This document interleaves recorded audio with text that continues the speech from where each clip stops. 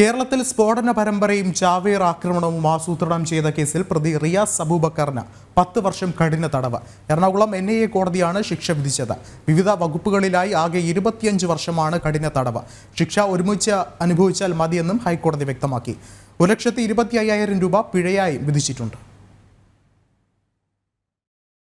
UAPA 38-39 വകുപ്പുകൾ പ്രകാരവും IPC 120B-യിലുമാണ് ശിക്ഷ.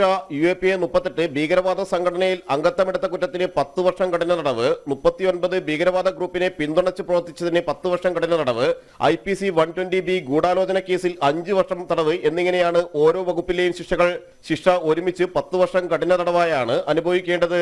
UAPA വകുപ്പുകളിൽ 50,000 രൂപ വീതവും 120B-യിൽ 25,000 രൂപയും അടക്കം ആകെ 1,25,000 രൂപ പിഴ ശിക്ഷയുമുണ്ട്. പിഴ ഒടുക്കിയില്ലെങ്കിൽ കൂടുതൽ ജയിൽവാസം അനുഭവിക്കണം.